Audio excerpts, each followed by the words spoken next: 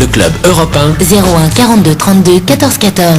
Alors, le sondage CSA Dexia pour Europe 1 et le Parisien aujourd'hui en France, il y a un chiffre qui est tout à fait frappant, c'est les 87% des électeurs lyonnais qui considèrent le bilan de Gérard Collomb comme un bilan positif. Nora Béra, quand on fait campagne face à Gérard Collomb, face aux socialistes, ça ne doit pas être évident.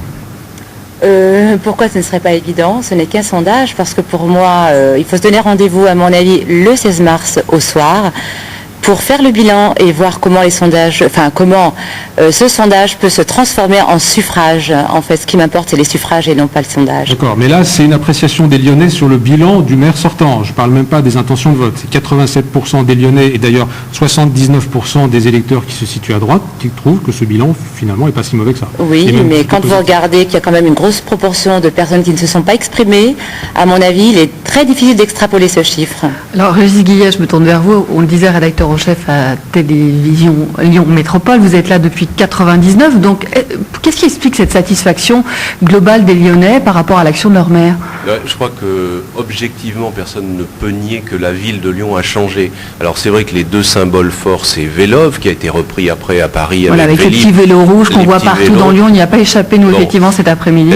Et c'est pas seulement un gadget. Et puis, l'autre symbole fort, ce sont les berges du Rhône. Alors, ce sont des projets qui ont été amorcés ou dont l'idée a été lancée avant Gérard Collomb, mais c'est lui qui les met en œuvre. Et au fond, les Lyonnais, ils s'en rendent compte. Et vous dites que c'est pas que des gadgets, parce qu'effectivement, on pourrait se dire des petits vélos comme ça avec lesquels on circule, c'est un peu limité comme action. Autour de cette table, peut-être à part Jean-Michel Aulas, mais je lui fais peut-être un conseil d'intention, tout le monde a dû utiliser les vélos au moins une fois dans sa vie ici à Lyon, parce que c'est extrêmement pratique. Et ça a changé les habitudes de pas mal de Lyonnais. Et puis les berges du Rhône, quand elles ont été ouvertes, les Lyonnais se les sont appropriés immédiatement. On va rappeler, contrairement à Paris ou peut-être à d'autres villes comme Bordeaux, c'est pas les berges du Rhône n'étaient pas dédiées à la circulation. Ça a été peut-être plus facile à mettre en place parce que c'est des parkings. Mais c'était les gens pouvaient évidemment circuler jusqu'alors, mais au milieu des parkings en Salomon, aujourd'hui il n'y a plus une voiture et vous voyez le week-end notamment, les berges du Rhône sont envahies par les Lyonnaises et les Lyonnais. Ça, ce sont des choses.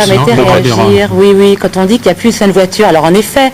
Ces berges du Rhône aujourd'hui sont dédiées donc aux promeneurs, mais où sont-elles les voitures? Les voitures sont sur les quais, juste au-dessus de ces berges-là, parce qu'il y a eu une mauvaise gestion, une mauvaise priorisation des projets. Et en effet, il y reste encore des parkings qui ne sont pas terminés, et c'est pourquoi ces voitures se retrouvent parquées à la place sur les trottoirs, on va dire. Oui, du Mans, et une dynamisation effectivement des projets, une redynamisation, notamment et un meilleur rayonnement de la ville. Les berges du Rhône pour y garer les pour le Parti socialiste. Notamment en utilisant les berges du Rhône pour y mettre les voitures. Non, parce que je suis très heureuse d'entendre que vous trouvez que les berges du Rhône est un beau projet aujourd'hui, mais je rappelle simplement pour nos auditeurs qu'il y a de cela à peine 3 mois encore, Dominique Perben s'exprimait sur le sujet en disant qu'il eût mieux valu s'en servir comme parking. Alors moi je voudrais juste m'exprimer sur ce sondage et dire en effet que ce qui compte bien plus encore que les 58% d'intention de vote, c'est les 87% de taux de satisfaction.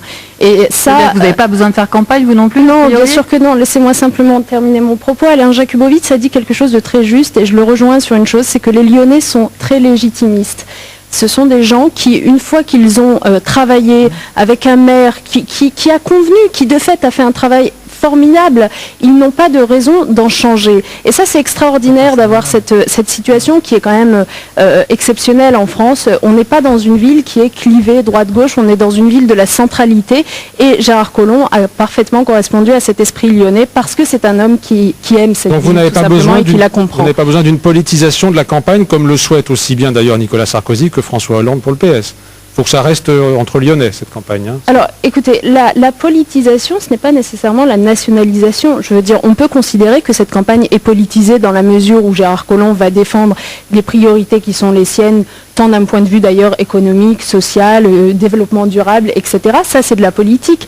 Maintenant, on peut dire en effet que nous ferons campagne sur ce qui préoccupe les Lyonnais au quotidien dans leur ville, plutôt que sur des enjeux nationaux. C'est-à-dire vous n'avez pas besoin de voir débarquer François Hollande ou Ségolène Royal?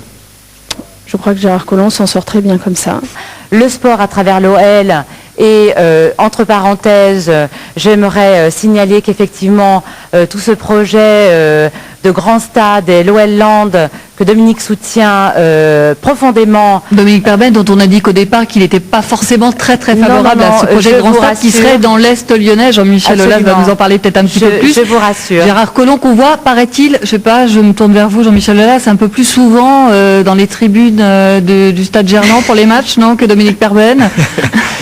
Je vois sourire. Gérard Collomb vient depuis qu'il est maire, effectivement, à Gerland soutenir l'Olympique Lyonnais. C'est complètement normal qu'un maire soutienne, mais c'est vrai qu'il aime particulièrement le football. Donc on est dans une dynamique où tout le monde profite de cette envolée, non seulement en France, mais sur le plan international, parce qu'aujourd'hui, la ville, l'image de Lyon, c'est aussi en partie l'image d'une équipe qui gagne, et c'est l'Olympique Lyonnais. Mais Dominique Perben vient aussi, bien évidemment. On voit beaucoup de gens, vous savez... C'est un lieu un peu incontournable. Ce sera un petit peu dangereux de ne pas aller à Gerland pour un candidat en campagne. Je veux dire, quel qu'il soit, quel que soit son étiquette. Pour le modèle aussi, éventuellement, on ne pourra pas parler encore. Tous les gens qui sont à cette table viennent. Najat est une superbe supportrice de l'Olympique Lyonnais. Donc voilà, on est très entourés. Najat Belkacem, on suppose que le maire sortant soutient aussi le grand stade de Monsieur Aulas. S'il vous plaît, il ne soutient pas aussi, je voudrais quand même rectifier quelques petites choses. Il soutient d'abord, et il s'est quand même beaucoup investi dans ce dossier. C'est pas Jean-Michel Aulas qui dirait d'autres justement face à cette satisfaction pour voir dans notre sondage, pour aller plus loin. Le deuxième mandat, et d'aller plus loin, ce qu'il a déjà fait, et d'aller plus loin. Si vous regardez par exemple aujourd'hui, ce qu'il a déjà fait, si je peux m'exprimer 2 minutes, ce qu'il a déjà fait, c'est qu'il a réussi à construire une ville et une agglomération en plein développement économique. Aujourd'hui, l'agglomération lyonnaise est la première agglomération entreprenante de France, quand même, c'est pas rien. Il a réussi à développer un certain nombre d'éléments qui vont en direction d'une meilleure mixité sociale, d'un meilleur vivre ensemble dans cette ville. Alors, on a parlé dans le sondage du Parisien, l'une des principales préoccupations des Lyonnais, qui rejoint une préoccupation nationale, c'est l'accès au logement, par exemple. Eh ben oui, l'accès au logement, il a quand même doublé le nombre de logements sociaux dans cette ville par rapport à 2001. Aujourd'hui, on est sur un trend de 2500 logements sociaux créés par an. C'est quand même des chiffres qui sont importants à citer, et surtout qui ne sont pas créés uniquement dans des quartiers dits de relégation, qui sont créés dans tous les programmes comme le Confluent ou dans les arrondissements les plus aisés de Lyon. Je crois que ça, c'est très important. Je crois que je crois que sur le logement, donc il y a des informations à préciser. Alors, mixité sociale, je ne suis pas sûre qu'elle est allée jusqu'au bout du projet. Alors en effet, le 9e a bénéficié d'un grand essor. Le GPV du Cher. Aujourd'hui, je suis tête de liste dans le 8e arrondissement et je connais la réalité de cet arrondissement. Dans des quartiers, nous atteignons près de 90% de logements sociaux. Donc bien ça, c'est une réalité. Mais ça, c'était une réalité d'avant 2001. Là, avec une mobilisation des locataires du 9e qui ont été envoyés dans le 8e arrondissement. C'est faux, je suis désolée, mais je excusez-moi. Ah non, c'est faux parce que c'est faux. Ça va être un petit peu compliqué pour c'est important parce que c'est un sujet qui n'est pas anecdotique. La mixité sociale. La mixité sociale, en effet, c'est de construire des logements sociaux d'abord pour obéir à la loi des 20% de logements sociaux dans chaque commune, loi que ne respectent pas tous les amis de Madame Béra, comme vous le savez. Donc la mixité sociale, c'est de construire des logements sociaux et c'est surtout de les construire dans les endroits où il n'y en a pas trop. Et ce qu'a fait Gérard Collomb ces derniers temps, ces dernières années, c'est qu'il a construit des logements sociaux en plein cœur du 2e, en plein cœur du 6e, et que notamment lorsqu'il s'est agi... Il a contribué aussi à faire monter les prix dans le 2e arrondissement. Les habitants du 9e arrondissement concernés par le grand projet de ville de la Duchère. N'oubliez pas, tous nos auditeurs ne sont pas lyonnais. La plupart sur TLM, je pense que les gens évidemment, mais pas tous. Enfin voilà, en tout cas, une meilleure mixité sociale tant dans le logement que dans l'espace public. Parce que juste une chose, on a parlé des berges du Rhône. Si on veut refaire un débat plus national, la maire peut avoir une marge de manœuvre par rapport au logement, ou est-ce que, effectivement, au niveau de la hausse des prix de l'immobilier, on n'est pas victime de ce qu'on voit au niveau national avec un doublement des prix peut-être sur 5-6 ans?